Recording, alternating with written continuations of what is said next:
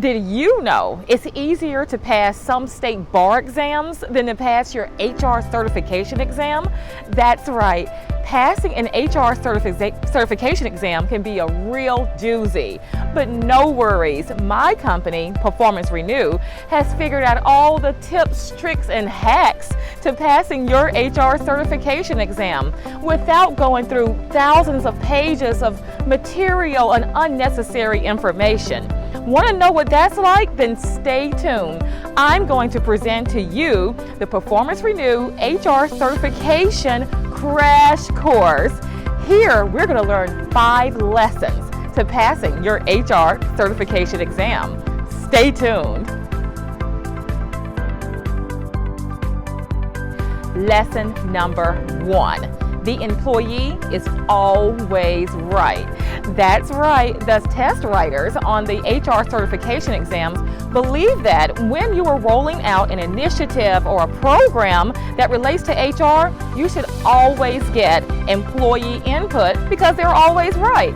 Think about it. Your frontline staff, they know the customers, they know the business, they know what it takes to succeed.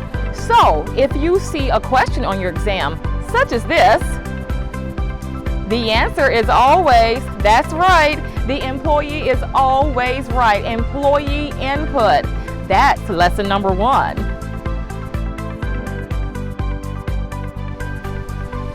Lesson number 2. Many questions on the HR certification exam ask you steps in a process. Always know that for this exam, the first step is to always conduct a needs assessment. That's right, before you do anything else, get leadership buy-in, collect data, make sure that this initiative or program is needed. Otherwise, the test writers say it's just a complete waste of your time. So again, if you see a question about steps in a process, the first step, conduct a needs assessment, always.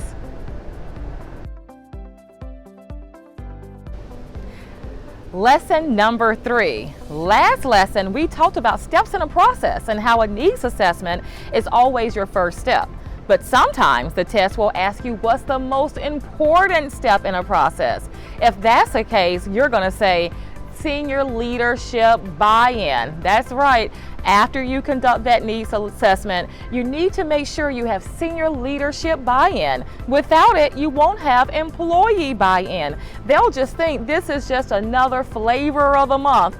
So the most important step in any process when you're rolling out an HR program or initiative, remember, senior leader buy-in. Lesson number 4. You know what, on this exam, it's a lot of content, and there's no way you can learn all of that content and all the competencies needed to pass. Therefore, you need to understand some strategic test-taking tricks. Here is one trick I want to bring to your attention. This one is, one of these answers don't look like the rest. That's right. If you have a question that looks like this, one of these answers don't look like the rest. That's the right answer. So whenever you reach a question and you can't figure out from the answer choices what the answer is, see if one of the answers sticks out. Guess what? That's the right answer.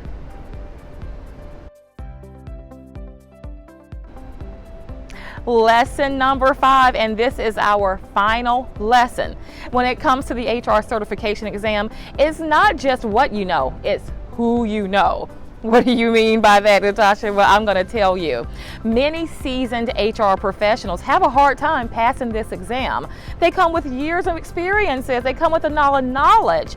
But the problem is, for this exam, it's not just about your experience and your knowledge and how you would handle certain situations. It's all about how the test writers would handle certain information. But don't worry, we have spent years identifying this exam, combing through it, understanding and getting into the test writers' heads. We know how they think. So therefore, it's very important that when you're studying for the exam, you know how the test writers think. So for your 5th and final lesson, it's not what you know, it's who you know. And in this case, it's the test writers. So that's it. You have completed your Performance Renew HR Certification Crash Course.